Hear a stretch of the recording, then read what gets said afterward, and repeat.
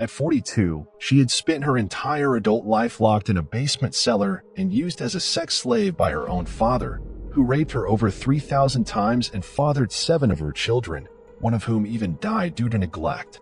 This is the story of Elizabeth Fritzl that shocked the whole world. The horrific story unfolded in 2008 in a small Austrian town and inspired a hit US movie. But the true story of Elizabeth and her surviving 6 children is far more chilling than any fiction could ever be. With a warning of adults and triggering content ahead, we take you through the frightening events of this case in this video. Let us start the story with some background on Elizabeth's father, the Austrian pensioner, Joseph Fritzl. He was an oppressive patriarchal figure in the family, and the fact that his daughter wanted to go out with friends, party, kiss her boyfriends, and live her life bothered him to such an extent that he eventually used criminal means to put chains around her. Joseph's grandfather had been married to a woman who couldn't conceive children. Because of this, the grandfather would have affairs with other women and then coerce his wife into adopting the children they bore. Joseph's mother was one of those children whom a trial lawyer described as unloving and sadistic.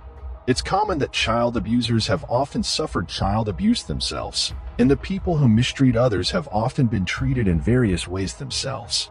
This is no excuse or justification for the monstrous acts of Joseph, but just speculation on what could have triggered his descent into pure evil.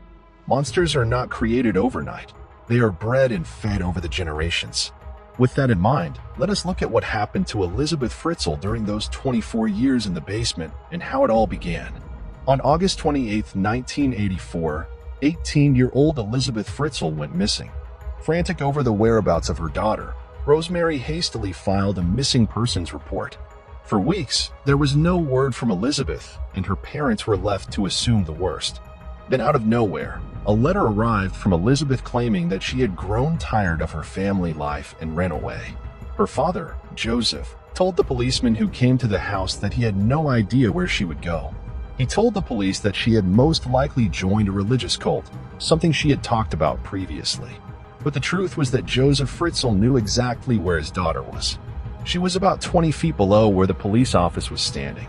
Elizabeth was a girl full of dreams and aspirations, and she grew tired of her father consistently imposing harsh restrictions on her. She had previously expressed to her mother and her sister about her interest in leaving the family, traveling around the country, and starting a new life on her own as soon as she turned 18. Joseph overheard this conversation and decided to do something about it. On August 28, 1984, Joseph called his daughter into the basement of the family's home. He was refitting a door to the newly renovated cellar and needed help carrying it. As Elizabeth held the door, Joseph fixed it into place. As soon as it was on the hinges, he swung it open, forcing Elizabeth inside and knocking her unconscious with an ether-soaked towel. For the next 24 years, the inside of the dirt-walled cellar would be the only thing Elizabeth Fritzl would see. Her father would lie to her mother and the police, feeding them stories about how she had run away and joined a cult. Eventually, the police investigation into her whereabouts would run cold, and for a long time, the world would forget about the missing Fritzl girl. But Joseph Fritzl wouldn't forget, and over the next 24 years, he would make that very clear to his daughter. For the rest of the Fritzl family, Joseph was a hard-working husband and father, thoroughly dedicated to his career. For them, he would head down to the basement every morning at 9 a.m. to draw plans for the jeans that he sold. And occasionally, he would spend the night there.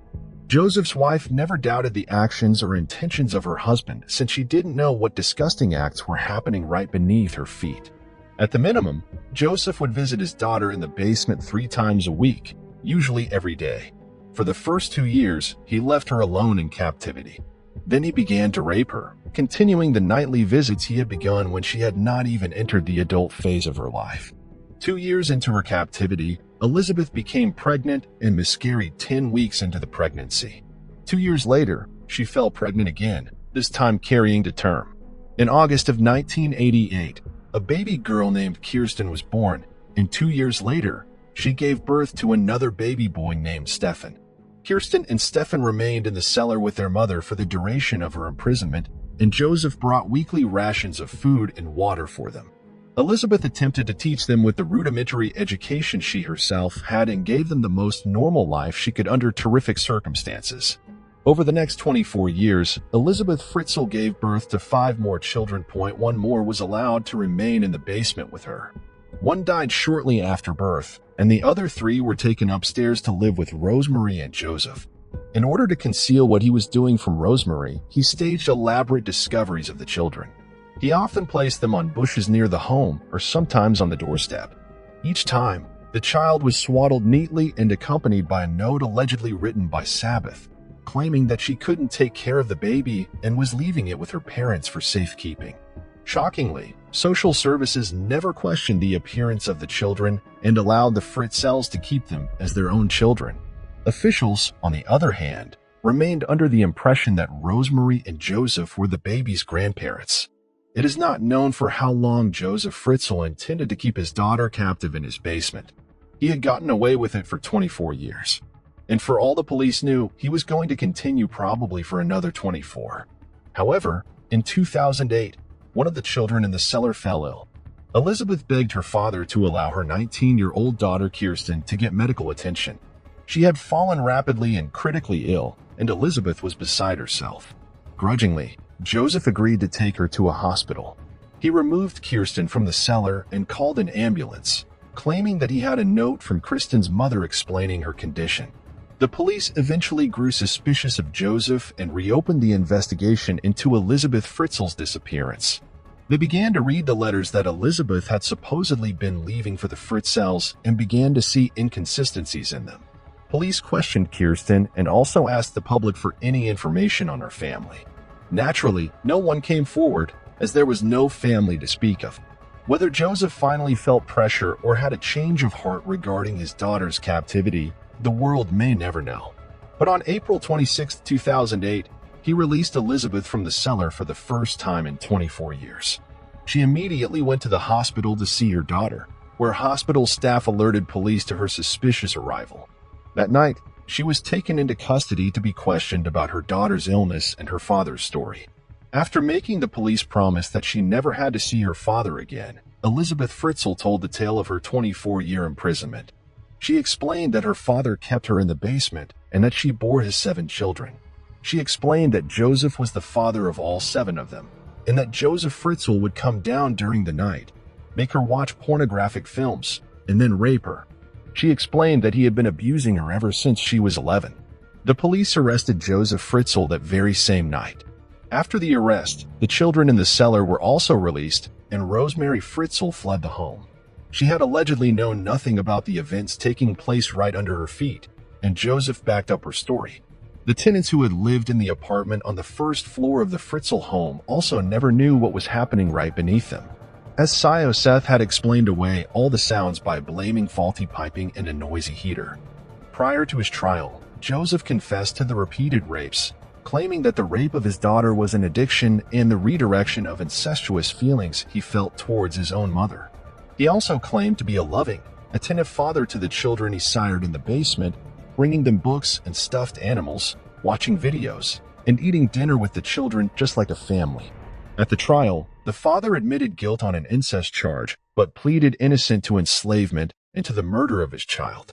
After he saw Elizabeth's taped testimony, he changed his plea to full guilt, acknowledging that his failure to care for medical care for the newborn may have directly contributed to the death. For his crimes, Fritzl was found guilty on all counts: negligent murder, enslavement, incest, rape, coercion, and false imprisonment. He was sentenced to life imprisonment in 2009. He has been in solitary confinement in Austria's Kremlin prison since that time. According to Austrian media, he now suffers from dementia, and none of his family is visited during his decade behind bars. Today, Elizabeth Fritzl lives under a new identity in a secret Austrian village known only as Village Acts. The home is under constant CCTV surveillance, and police patrol every corner. The family doesn't allow interviews anywhere within their walls and has declined to give any information about themselves. Though she is now in her mid-50s, the last photo taken of her was when she was just 16 years of age. How do you form an intimate relationship after the people who were supposed to protect you have done so many horrible things to you? What do you guys think? Let us know your thoughts in the comments below. This is the story of 9-year-old Marie Sharella and her family. The tragic story began on the morning of March 18, 1964. Marisha Varela, a quiet girl from Hazleton, Pennsylvania, enjoyed playing the organ and aspired to be a nun. One day, she set out to bring some canned goods to her teacher at St. Joseph's Parochial School. She then later planned to attend the morning mass. But Shavarella never made it back. She was last seen walking east on West 4th Street at 8:10 a.m. Reports claim that on the cold morning of March 18th, while Maurice was on her way back to the school, she was asked by the neighbors to come up and get warm. But Maurice refused as she had to get back to her teacher with the goods. Neither the neighbors nor Maurice could have anticipated that from that moment, Maurice and her obedience would be history for the next 5.5 decades. Somewhere along her way, she crossed paths with evil at approximately 1 p.m. the same day. A man noticed what looked like a large doll in a coal mining waste pit. When he looked closely, the doll was actually Marie Chivarella. Her body was discovered north of Route 309 in Hazel Township, close to the Hazleton Airport. The investigation revealed Maurice was physically and sexually assaulted, murdered, and left at the scene with all her clothing and personal belongings. Before dumping her in a coal mining waste pit, the killer bound, gagged, raped, and strangled her. The discovery of her body shocked the entire Hazleton community. It was a heartbreak that was felt by everyone in the town, especially by the children. Children who were Morris's age started to be afraid while they were alone or unescorted. The case changed the way people lived and how they approached their children's safety in the town. It didn't take long for the Pennsylvania State Police to begin their investigative efforts, which would ultimately last for decades. The authorities did not know that in this case, to even get a lead to work on, it would take years of grinding and scanning through databases. There were no lead suspects immediately after the killing. The police could not retrieve any useful evidence from Morris's body that could lead them to her killer. They had no idea that it would take them over 50 years to find a single lead in 2007. Investigators were able to develop a DNA profile of the suspect from fluids left on Chivarella's jacket, but the DNA didn't match any criminals in their system. They checked the database monthly against all other criminals that had DNA in the system, but there was no successful match. Then in 2019, police tried a different approach and uploaded DNA from Chivarella's jacket to the genealogical database. This time, there was a match, but to what appeared to be a very distant relative. The DNA match was insufficient to get the relative into custody or charge him with murder. To generate public interest and garner leads in the case, in 2018, Pennsylvania State Police used technology provided by Parabon Nano Labs to generate a snapshot phenotype facial prediction of the suspect from his DNA. The technology generated possible photos of the suspect at 25, 40, and 60. The pictures generated were released in the public domain. Unfortunately, no witnesses came out with any leads that could lead to Morris's killer. This was at a time when even Morris's parents had died. They did not live enough to see what would unfold in Morris's mystery ahead. Her siblings had said that her parents never sought revenge or punishment for their daughter's killer. They just wanted justice, but they did not make it alive to the other end of this investigation. Finally, in 2020, the police got help from an unlikely source. An 18-year-old named Eric Schubert emailed the department and offered to build out a family tree. He had volunteered with other cold cases before, and police accepted his help since Eric was known as a hard-working boy and a genius genealogy wizard. Schubert identified a number of family members, many of whom voluntarily shared their DNA with the police. The family tree eventually led the police to Morris Chivarella's killer, James Paul Fort. Fort was 22 years of age back then, and he had a criminal history of sexual assaults prior to Chivarella's killing. A lot of emotion surfaced as state police announced they now know who killed a 9-year-old girl back in 1964. Unfortunately, police could not prosecute Fort because he had already died in 1980, and the cause of his death had been a heart attack. Police exhumed his body in January 2022. They found out a month later that his DNA was a match to the fluids left on Chivarella's jacket. This information was released to the press in a press conference by Pennsylvania police, which left for more than an hour for Chivarella's surviving family. The news was bittersweet. Her sister Carmen Marie Radke stated that their family will always feel the emptiness and the sorrow of Marissa's absence. She added further that they will continue to ask themselves what would have been or could have been on that fateful day. Her family also went ahead and praised the persistent effort of Pennsylvania State Police because now they have gotten closure and a sense of being at peace with Morris's murder, and the determination of the Pennsylvania police to solve this case was applaudable. They left no stone unturned to find out who the killer was, and this was also a success story of a 19-year-old Eric Schubert who utilized his genius for very right purposes. But the question here still remains. After 5.5 decades into the investigation, when the killer was already buried in his grave, was justice actually served to Maurice and her family? Let us know your thoughts in the comments below. This is the story of Paulette Gebra Farah. It's every parent's worst nightmare to put their child to sleep at night and then find them vanish before daybreak. Well, that's exactly what happened to Paulette Gebra Farah. The worst part was that she was unexpectedly found between something no one ever thought about. Paulette Gebra Farah was 4 years old when she disappeared from her house on March 22, 2010. The case became prominent because she lived in one of the most upscale neighborhoods in Mexico, Huixquilucan. She had recently returned from a trip with her father, Mauricio Gebra, and sister. But her mother, Lizette Farah, had gone on a trip with her friend, Amanda de la Rosa, her lover, and multiple other men. Suspicions of her infidelity made Lizette the prime suspect in the case. The case became even more complicated when the family and 2 housekeepers provided inconsistent statements to the authorities. Paulette was born with both a physical disability and a language disorder and had 2 nannies who helped care for her, Erica and Martha Casimiro. The family was considered relatively affluent. Paulette's father, Maurice Gebra, worked in real estate while her mom, Lizette Farah, was an attorney. One evening in 2010, Lizette claimed she had put her little girl to bed as normal, but when her nanny Erica came into her room the next morning, the little girl was nowhere to be seen. There were no signs of forced entry into the house or any indication that a struggle had taken place. The CCTV cameras surrounding the property where Paulette Gebra Farah lived failed to show either when the child was leaving or being taken. The house had 2 family dogs that never made any noise during the night either. Where could the 4-year-old have gone without a single trace? This story quickly turned into a media frenzy. Flyers were posted, billboards were erected, and ads were all over the TV and on public transport. Lizette even made a public plea on television for her daughter's abductor to come forward. The search sparked a great deal of public interest, but soon many started placing the blame on Paulette's parents. The local community all came together to search for Paulette, but nothing was found. Albert Buzbuz, the Attorney General of the state, became involved and launched what would become a huge 9-day intensive search investigation. His involvement became the initial controversy. Many children are said to be reported missing in Mexico, but it wasn't until Paulette Gebra Farah, from a richer family, went missing that authorities put all their resources into finding her. Ultimately, police were baffled and found it very difficult to find a lead. What followed was the huge 9-day search, with the community coming together to begin a tireless hunt for the little girl.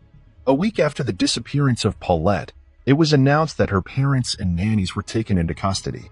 The first suspect identified in the case was Lizette.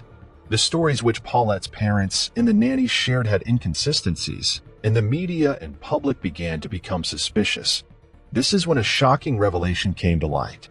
According to a Mexican news report, Zocalo, there were some undercover recordings of Paulette's parents and their other daughter found. This contained a conversation that sounded like Lizette, how her daughter not to admit anything to the investigators, otherwise she'd get in trouble. Was she responsible for the disappearance of Paulette? However, Lizette claimed she was taken out of context. Both of Paulette's nannies, Erica and Martha Casimiro, claimed that the girl's parents seemed unconcerned while everyone was frantically searching for her. Even Lizette's media appearances made people uncomfortable. Her cold nature made people wonder if she was the one responsible for the death of her daughter.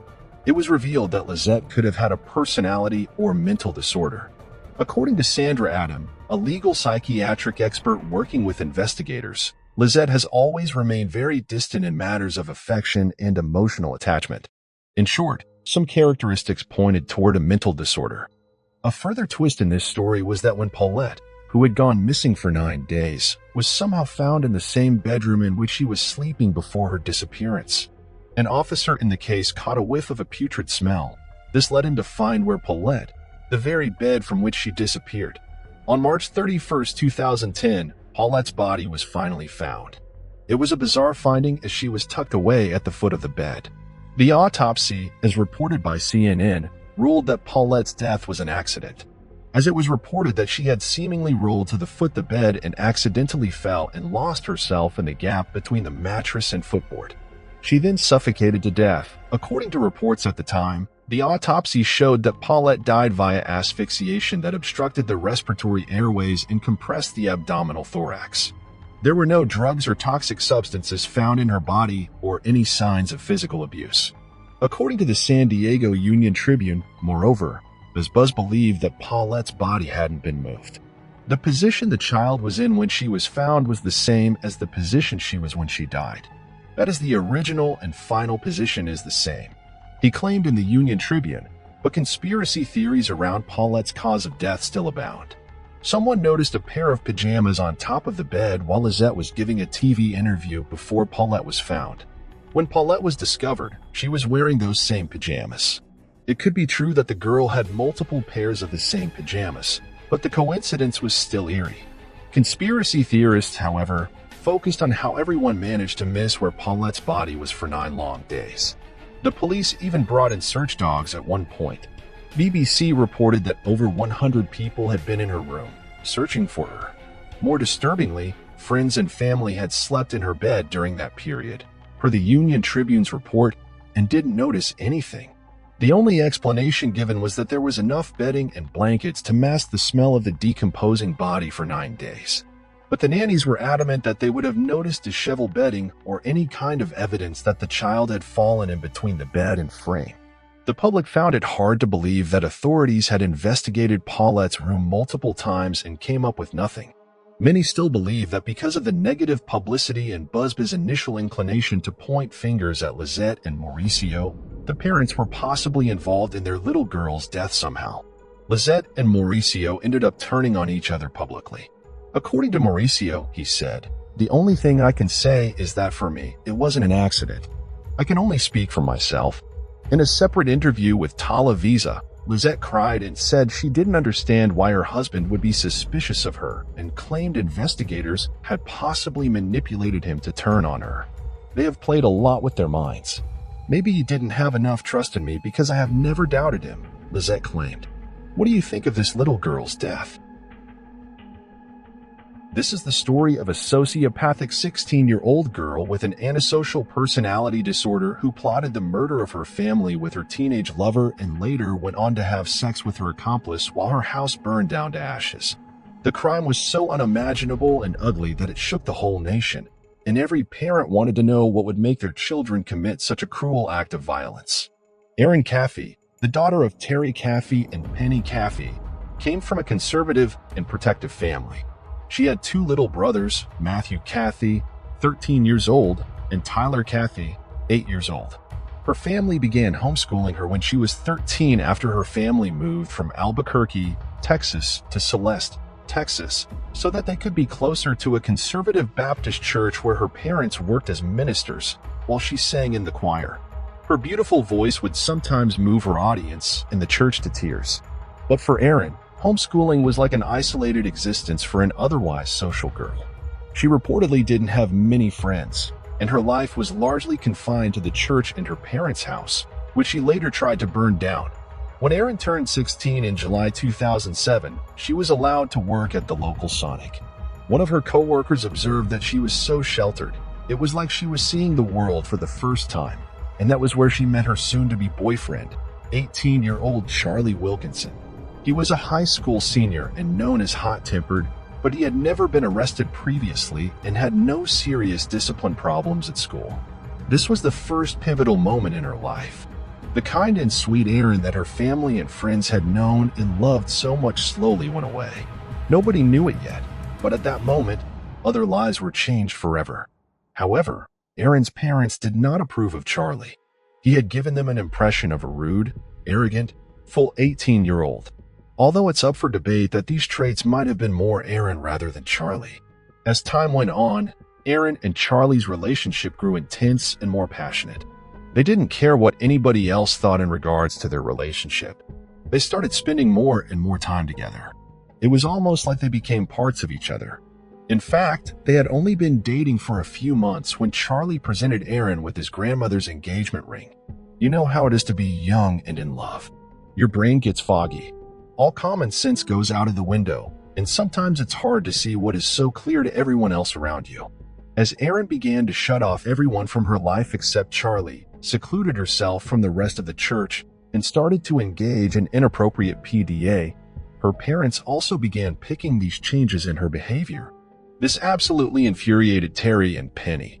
And from then on, the Caffeys limited Aaron's time with Charlie to once a week, in their home and under their watch.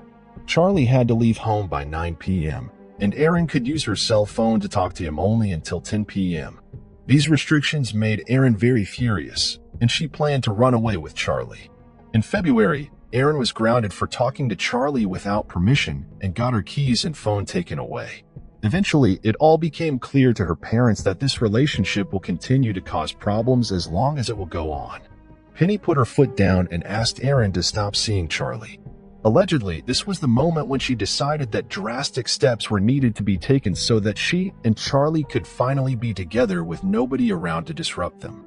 Maybe this was the moment when seeds of a highly dangerous idea had taken root in Aaron's mind, and her parents, unaware of all these barbaric ideas that were making a home in Aaron's consciousness.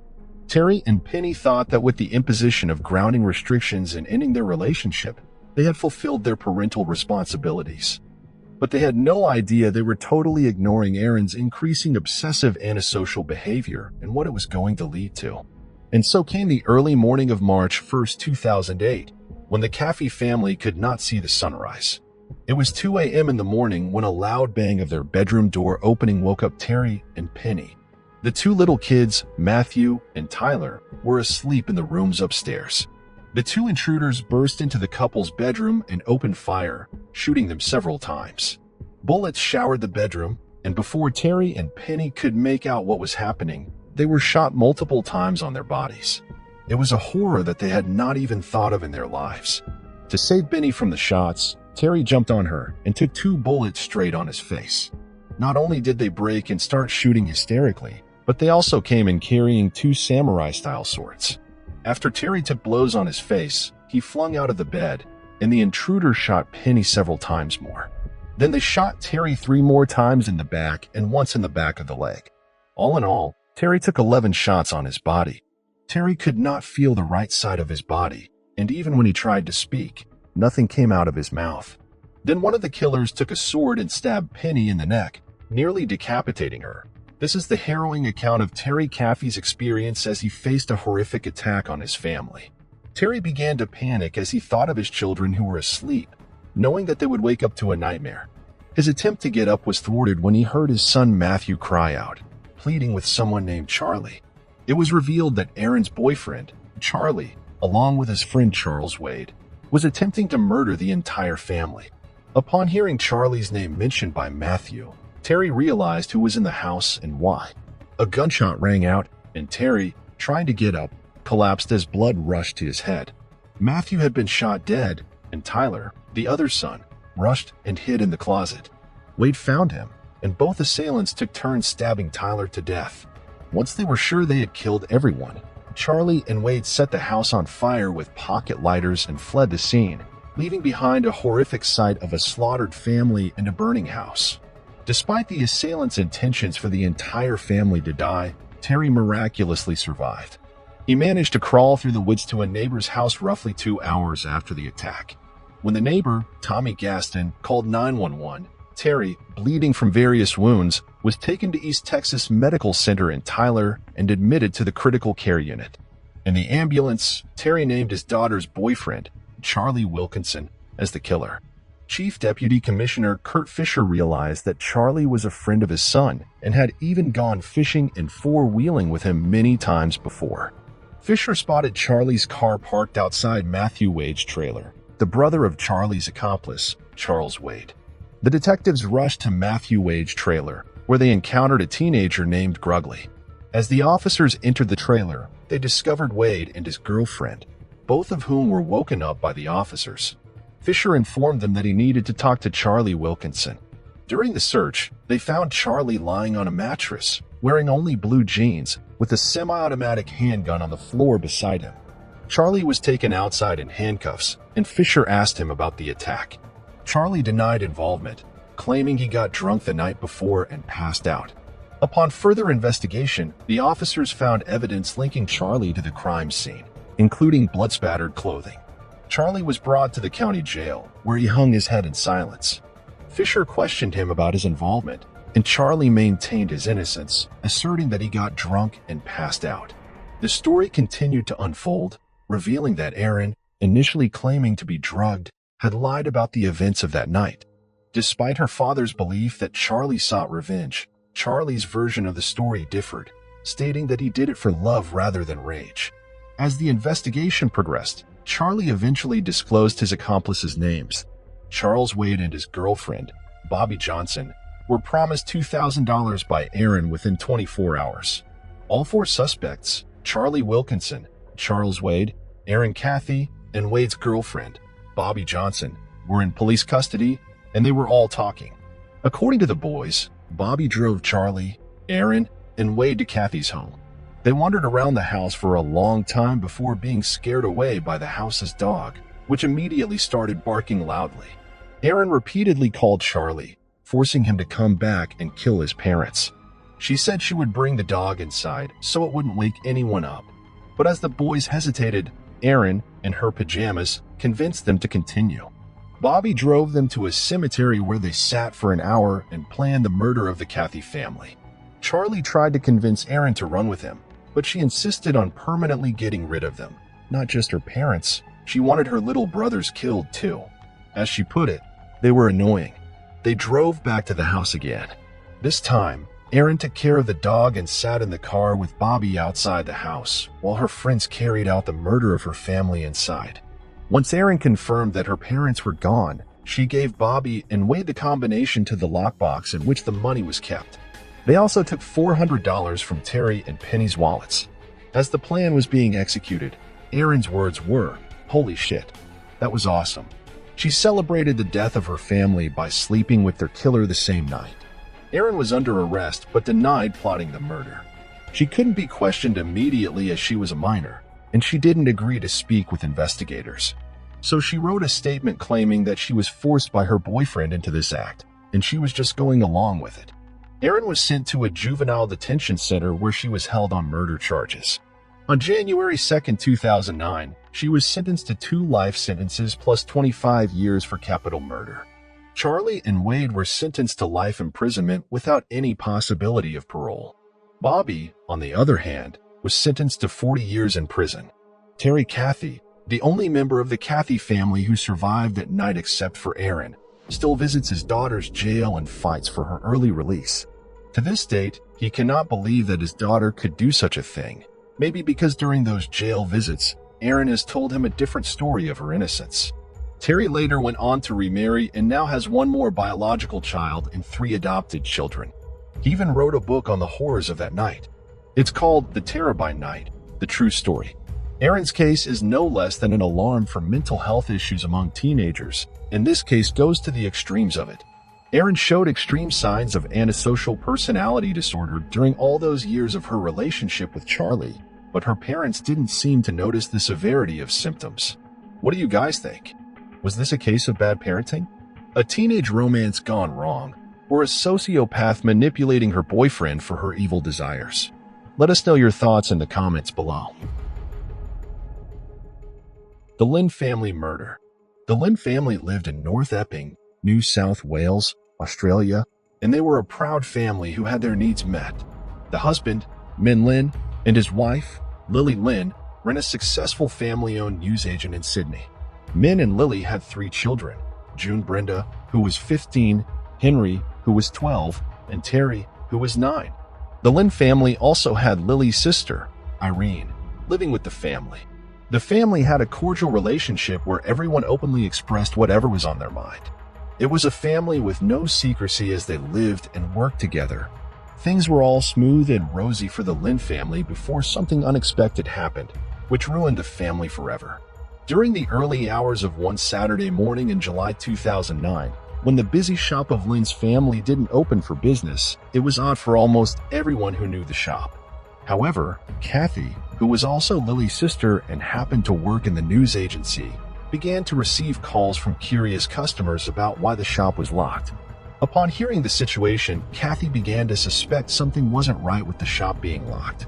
This prompted Kathy and her husband, Robert Shi, to go check the home of Min and Lily. As they arrived at the Lin family residence in the quiet suburb of North Epping, the front door, which was usually locked, was unlocked. Kathy was beginning to feel frightened about the development. As she and her husband took steps forward, they could see sprinkles of blood here and there. They took a bold decision to be sure of whatever was happening or might have happened. They went upstairs to the bedroom, and what she found next was a horrifying scene that kept her shivering for some minutes. Both Min and Lily were drenched in a pool of blood, bludgeoned to death by a weapon later described as hammer-like. In the next room, they found Kathy and Lily's sister, Irene, with the same awful fate. Both Henry and Terry, Lily's young sons of 12 and 9 years old, were not spared either of this gruesome attack. They too were brutally murdered similarly to every other person in the house, in their bedroom. Blood splattered all over the walls of Lin's house suggested that a great struggle had taken place before the gruesome attack. Kathy placed a call to the local police, informing them about the gruesome situation at the residence of the Lins. She could not utter her words fluently as she was shivering about her extended family who had just been horrifically murdered. The situation had a little twist here. Brenda, who was the only member of the Lins family, was spared as she was away on a school excursion in New Caledonia at the time of the gruesome attack. Brenda is still on the school excursion when she learned about the gruesome killing of her family through Facebook. The police and paramedics did arrive at the scene, but it was so gruesome that they had to implore forensic analysts to help identify the members since the faces of the family were beyond recognition. They later concluded that the weapon that was used was likely to be a hammer. It only went from bad to worse as Brenda and the extended family had to live with a new harsh reality. Days after the incident, Kathy and her husband were finally composed enough to make emotional public pleas. Calling for support to help solve the murders, Brenda, the only daughter and sole surviving child of Lin from the gruesome attack, went on to live with the Shis. They initiated the idea for her to come live with them and be a part of their new family, as she had no other place to go at the time. However, the lack of strong leads, as well as the nature of the vicious attack, suggested a more personal motive than a simple burglary gone wrong. The authorities turned to family members and possible connections for their investigation. Robert Shi, a former ear, nose, and throat specialist in China before moving to Melbourne in 2006, was one of the early suspects, as many indications pointed to him. According to the Daily Telegraph, he had opened a restaurant in Melbourne, but when his new venture soon failed, he and his wife, Kathy, moved to Sydney and had been unemployed ever since. Various reports also suggested that he was close to his extended family. It would take over a year for any breakthrough evidence to surface. During a forensic examination of Shi's garage in May 2010, experts found a tiny stain on the floor of the unkempt garage known as TY91. According to The Australian, one of the forensic experts trained in blood-taint pattern analysis was convinced that TY91 looked like a transfer stain, the kind produced from coming into contact with an object such as clothing, a weapon, or a bag with blood. Lab tests, however, proved that the tiny mark was consistent with the DNA of the Lin family members. She was subsequently arrested in May 2011, while his wife Kathy maintained his innocence. As all these new developments were happening, Brenda was still living with her new family. It took 4 trials spanning over 7.5 years before he was convicted. The first trial was aborted when a possible sexual motive emerged, but the court refused to identify the victim as she was still a minor at that point. She later opened up on how Robert has been sexually assaulting her in her home while her parents were still alive, and how he continued to assault her after Kathy and Robert took her in as a new family. The second trial was halted when the judge fell ill, while the third trial ended in the hung jury. Finally, in 2017, she was found guilty of murder. After the verdict was announced, she proclaimed, "I did not murder the Lin family." I am innocent. In a recount by Brenda, the only surviving child of the gruesome incident that claimed the lives of the Lynn family, she said that it was 2009, and the high school student was preparing to fly to New California for an excursion, and looked around a departure gate to see her classmates kissing their families goodbye. Being a prideful teenager, I did not say anything to my father. I just stood there awkwardly and thought to myself, it's just going to be a week. I am going to see them again really soon.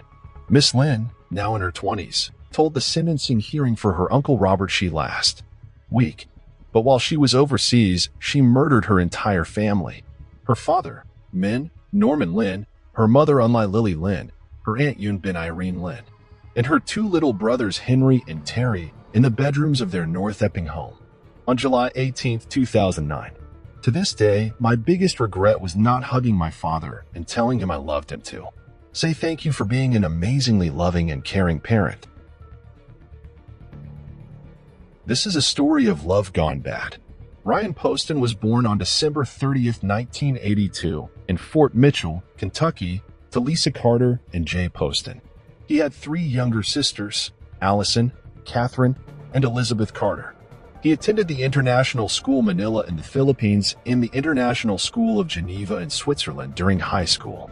Later, he attended Anna University, where he triple majored in history, geography, and political science, then went to school at the Salmon P. Chase College of Law, Northern Kentucky University, and Highland Heights. Poston was a promising American attorney working in Cincinnati, Ohio, and was 28 years old when he met his post-lover. While his lover, Shane, and Michelle Ubersa was born on April 8, 1991, in Lexington, Kentucky, United States, she was 19 years old when they met. Ubers was a student at the University of Kentucky in Lexington, majoring in psychology. In 2011, Shayna Ubers and Ryan Poston met on Meta, formerly known as Facebook. Poston stumbled upon a beautiful profile picture of Ubers on his mobile phone while surfing the social site. He was intrigued by Ubers' beauty, prompting him to further check her profile. Poston was sure he wanted to be more than a friend to the person he had seen in the picture. He sent her a friend request. The duo began talking, and things were going smoothly with their conversation. During their talking stages, there were arguments, but that didn't put off a relationship, as the duo were so attached to one another. The reality between the duo differed from what had appeared to the public. However, the two shared an on-again, off-again romance for 18 months, often arguing over trivial matters. Poston and Ubers' on-off relationship was noticed by friends of the duo, which helped in figuring out what transpired when things got out of hand. Something bizarre happened, which turned a supposed beautiful evening into a mourning evening. During the recount of Ubers before the major incident that happened in the story, she claimed on October 12, 2012, she was in the condo over lover ex-lover Poston. The duo was reported to have ended the relationship between them before the aforementioned date. On the said date, her ex-lover had a date with Miss Ohio USA 2012 Audrey Bolt that evening. Ubers, at some point, had claimed her relationship with Poston was abusive, and that was one of the main reasons the relationship with him didn't work out. On the evening Poston was to have a date with Miss Ohio USA 2012, things went sour with him and Ubers, his ex-girlfriend. In the pace of the evening, Ubers claimed Poston was calling her mother stupid and crazy. She further said he called her unstable and deranged, which triggered her, and she decided to leave his condo. But things didn't go as planned as he came for her as she approached the exit of the condo. Ubers said Poston grabbed onto her body, onto her person, with both hands. She claimed he had picked her up from an awkward angle in the house and threw her from the doorway of his bedroom into the other room to the edge of the short sofa. The ensuing struggle, Ubers said, Poston fell on her and pinned her against a footstool, thereby grabbing her hair and screaming in her left ear. She thought he was going to snap her neck because of the way he was jerking her head around. Ubers claimed all of his weight was on her at this point, and there was no way for her to escape for her life. In a further recount by Ubers, she claimed Poston had pushed her against the TV in his room, but during the investigation of the crime scene, the TV set was in perfect condition, which contradicted her story. To get herself free from the pinning weight Poston had on her, she claimed to have punched him with the right arm, and when she did, it knocked the glasses off his face. She could get herself free, and the duo wrestled standing up. Ubers during her trial, recounts said. The four things got messy. Poston was standing over her and grabbed the gun that was sitting on the table and pointing it at her, saying, "I could just kill you right now and get away with it. Nobody would even know." She said she was shocked and afraid at the same time. Despite Poston's words, he didn't shoot. Instead, he set the gun back on a table and continued to yell hurtful things at her. She was losing it, and to defend herself against Poston, she shot him 6 times. But what the investigator discovered was something that would leave you wondering what could have transpired between the two that evening. After Ubers had shot her ex-lover 6 times, she called the police immediately to report what had happened. She dialed 911 and told them she shot him in self-defense. After the initial report, she continued to tell the dispatcher that because he was twitching, and I knew he was going to die anyway, and he was making funny noises. I shot him a couple more times. Uber said he was twitching so badly, and I didn't want to watch him lay there and twitch. Police on the crime scene searched and recorded all information that could help with their investigation in the case. However, what Ubers had told the investigators was contradicting everything that was in the condo of Poston, which led the police to suspect Ubers murdered sitting in cold blood. Police brought Ubers to the police station for further questioning and interrogation. Officer Dave Fornash was the officer who interrogated her. She initially stated that she wanted an attorney, but began to share details of the murder with him. During an interview with police, she said she knew Poston would die or be seriously injured. This was referred to according to a clip that emerged from her trial. Officer Fore stated Ubers appeared unremorseful during a recount of the ugly incident and made several morbid jokes about the murder, including telling officers, "I shot him right there," pointing to her nose. "I gave him the nose job, which he had wanted." After the back and forth between the interrogator and Hubris, he left the interrogation room, and Hubris' behavior got stranger at this point. As she danced around the room, singing aloud and snapping her fingers as if she had just won a huge sum of money from a lottery. With all of Uber's actions and what she had recounted, it was evident that she had an active motive for killing Poston, which the police couldn't find out. However, most people who had weighed in on this case believe Ubers hadn't originally killed her ex-boyfriend for letting go of her and having a date with Miss Ohio USA. In April 2015, Ubers claimed Poston was violent toward her, while the prosecution countered all she had to say with evidence that what she was saying was the opposite of what had happened. At some point, the prosecutor said that she was obsessed with the attorney. As the investigation revealed, she was sending about 50 to 100 texts per day, sometimes to her ex-boyfriend. During the back and forth, the jury concluded and sent her to 40 years in prison for Poston's murder. She appealed, and her sentence was overturned the following year because it was revealed a convicted felon had served on the jury, which is not allowed by Kentucky law. While she was still in prison awaiting a conclusion to the case, Ubers was granted a second trial. Nivens and other former cellmates testified about her behavior behind bars and what she allegedly told them about Poston and his killing. One inmate, Cicely Miller, discusses Hubert's behavior after being arrested and how she never pressed remorse about killing her boyfriend. During Shane Uber's second trial in 2018, Tech, the then 21-year-old center of France before she murdered Ryan Poston, seemed to display an escalation in violent ID, one that by all appearances went virtually unnoticed at the time. The prosecution brought forward witnesses who testified that Uber sent them a text message, joking that you wanted to accidentally shoot Poston at a gun range. Another witness testified that she had heard Ubers telling a co-worker that she was going to kill her boyfriend. Some text read, "When I go to the shooting range with Ryan tonight, I want to turn around, shoot and kill him, and play like it's an accident," read the text, which was received by Uber's friend Christy Euler. Another one described Uber's growing rage at Poston, with Uber's state belief in a thin line between love and hate, and that her love for Poston had turned into hate. Toward the end of their relationship, Shauna Ubers had conducted many internet searches for a woman, which her ex-boyfriend had fronted on Facebook in January 2012 named Adri Belt. Belt, who was named Miss Ohio USA the same year, eventually agreed to meet up for a date with Poston, having ended things with Ubers at that time.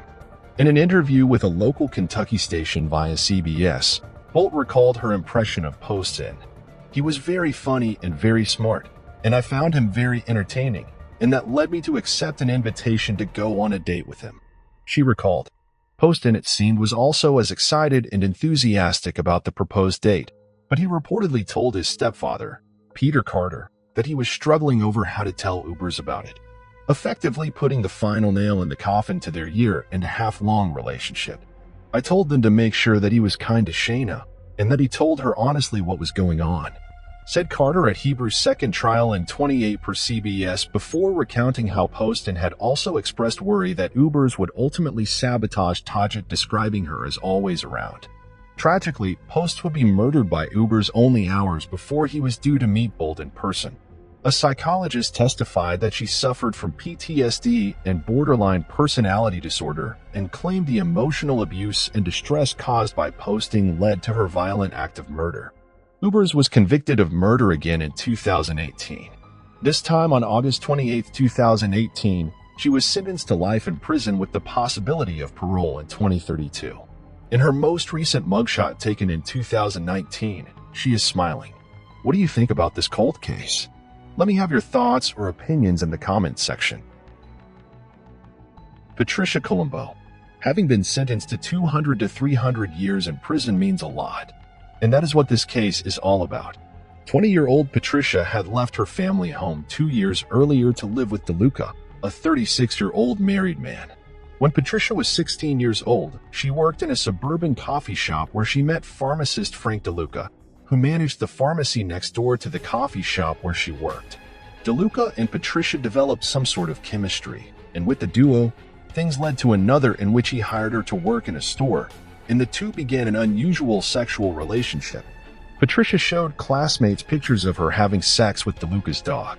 DeLuca and Patricia's relationship was growing so deep and out of hand at the same time, considering the fact that her lover was a married man, and the relationship was made public. In April 1974, DeLuca brought Patricia to stay in his own home, even though he still lived with his wife and 5 kids.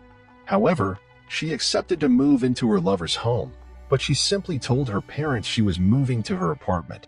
Her parents were relieved when she told them she was going to move into her apartment and not some random person's home, which prompted her parents to give her money for upkeep. Patricia wasn't able to keep up with the lies that she had told her parents, and soon they found out that DeLuca had left his wife and moved in with her daughter, prompting Patricia's father to beat DeLuca severely. The situation triggered some sort of hatred from the duo towards Columbus's family, which made them come up with a plan that changed things from bad to worse. On May 4, 1976, Patricia Colombo, who was 19 then, and Frank DeLuca, 39, decided to carry out a plan on Columbus's family. After several deliberations on how to carry out the plan, the duo came up with a plan. The duo was ready to execute their much-deliberated plan. They observed the environment and later crept into the home of Columbus and shot every living creature found therein. On May 7, 1976, Chicago police found a car belonging to one Elk Grove resident, Frank Colombo, abandoned after apparently being stolen. The Chicago police informed counterparts in Elk Grove, however. The bodies of everyone killed weren't discovered until 3 days later on May 7th, when a village police officer showed up to inform Frank that one of the family cars had been found in a poor black neighborhood on the city's west side. The responding officer, who went to Frank Columbus's residence to inquire about the car, noticed the front door ajar and delivered newspapers piled up on the front step of the otherwise immaculately landscaped home. The patrolman pushed open the door and saw Frank's bodies piled across the living room stairs with a piece of the bowling trophy sticking out of his gashed skull, and immediately radioed for backup. Even though the family's car had been found miles away in Chicago, there were no indications that anything else in the house had been disturbed or taken. What he had seen was no ordinary crime. The Elk Grove community was thrown into confusion when the family was discovered dead. Police began investigation upon investigation to connect the dots of the murder, but there was no lead. Frank, 43 years old, who was the father, had been shot 4 times in the hat. Before he died, however, he had been cruelly tortured and beaten. Police reported he had been beaten with a bone trophy and the lamb so severely that the back of his head was disintegrated. There were several cigarette burns on his body, and he had also been stabbed in the throat and chest. His wife Mary, who was 41 years, was shot once between the eyes. It was reported that her throat had been slashed, and she also had been beaten, this time with a glass vase. She was clad in a nightgown, and her underwear had been pulled down to her ankles. However, an autopsy later revealed there were no signs of sexual assault. Their son, Michael, who was 13 years old, was also killed. He had also been shot, beaten with a bowling trophy, and stabbed over 80 times, mostly in the neck with a pair of sewing scissors. There were indications that he had been sleeping when the attack occurred and was awakened and forced out of bed by his killers. The only surviving member of the family was the Columbus' 19-year-old daughter, Patricia, who was living apart from her family with a 37-year-old co-worker, Frank DeLuca. Police questioned Patricia but had no reason to back her until the following week, as some of her behavior raised red flags to investigators. Ray Rose, the investigating detective, said that he has never forgotten what he saw that day. Evil, death, tragedy were his initial thoughts when he saw the carnage. What I saw was very curious. Rose saw the Sun-Times in May 2006. If you had just found out your whole family had been killed, you'd run to the scene. Patricia and DeLuca had initially wanted staged murders to make them look like mob hits or the work of black street gangs. Patricia went to the police stage and began suggesting possible motives and leads. One, which was quickly ruled out, was that Frank Columbus was the target of a mob hit. There was never any sign that he was in any way connected to organized crime. Lying to police in the course of a murder investigation is never a good idea. And when you're the sole surviving member of the family, it's an even worse decision. As a result of Patricia's statements and behavior after the crimes, Patricia Colombo became the chief suspect. In all bids to unravel the true case of the murder of Columbus's family, a hint came in. Inspired by the promise of reward money, a friend led police to the men who had discussed killing the Columbia family with Patricia. The detectives quickly established roles for themselves to make Patricia crack. Instead of good cop, bad cop, one detective described as looking like Tom Jones assumed the role of a boyfriend. At her family's wake and funeral, Patty flirted openly with the detective, to the point where her grieving relatives thought he was the displaced DeLuca, who had alienated her from her family. DeLuca's caught a notice in the corner of the funeral home. When Patricia wasn't joking, smoking, or flirting, she flung herself on top of her parents' and little brother's close caskets wailing with grief. After the couple was arrested, DeLuca's employees revealed that they had seen him wash and burn blood-stained clothes on the day after the murders. He had kept them silent by threatening their families. DeLuca attempted to have these witnesses killed by a cellmate, but another inmate thwarted the plan by telling the police. Ross, the investigating detective, chronicled how Columbus, then 19, plotted for 8 months to kill her family, soliciting friends and acquaintances to carry out the murders. The investigating detective revealed that in December of 1975, Patricia met 2 men that she seduced and tried to hire to kill her family. Patricia claims one of the men forced her to have sex. She provided them with a diagram of the Columbus home and photos of the family. However, the men did not act on her request. And on May 4, 1976, she and Luca, her 37-year-old boyfriend, entered the home and attacked her family. During the course of interrogation, Patricia revealed that she wanted to beat her father to the punch, claiming she feared he had ordered a hit on her and her lover. Evidence revealed that the duo were willing participants in the murder, with Patricia acting as a decoy to be admitted to the house. When Frank Colombo opened the door and turned around, DeLuca entered and shot him with a .32 caliber handgun. During a detailed narration of how the incidents occurred, it was revealed that DeLuca, who did the shooting, shot Frank, who had been killed first as he tried to escape by running up the living room stairs. Patricia bludgeoned her father with a bully trophy. Mary was found cowering in the bathroom, her favorite room in the house, where she had once lovingly hand-painted each bathroom tile with gold filigree. She had been shot dead center between the eyes. Patricia or DeLuca slit her throat just in case the bullet didn't take care of her. Although the Cook County medical examiner said that Mary was probably dead before she even hit the floor. The last victim was Michael, who had slept through the initial gunshots. The two woke Michael up and stood him upright, half asleep in his bedroom, while DeLuca shot him. Patty then stabbed Michael 87 times with her mother's sewing scissors. When police found Michael's body, they said at first glance it looked as if Michael has had a case of the measles. until they realized that the measles were dozens of tiny red gashes. DeLuca admitted to shooting the victims. However, Columbus's date has not owned up to her part in the murder. A few days later, Patty was charged with 3 counts of first-degree premeditated murder. In detailed evidence tended to the court, the cops determined that Patricia had originally set out to hire him in, a couple of losers she met in a motel cocktail lounge, to murder her family. She had even gone so far as to draw a map of her parents' house, along with the warning that the family's white miniature poodle was a yapper. After the supposed hitman had strung Patty along, having sex with her and ripping her off of $2,000, Patty persuaded DeLuca to help her carry out the job. Colombo and DeLuca were convicted of shooting her parents, Mary and Frank Colombo, and brother Michael, and mutilating their bodies. They sentenced both to 200 to 300 years in prison for the murders and another 150 years each for conspiracy to commit murder. Colombo received an additional 50-year prison term for solicitation to commit murder. It all ended badly for the lovers who wanted to have it all at all costs. Like this video and subscribe to our channel.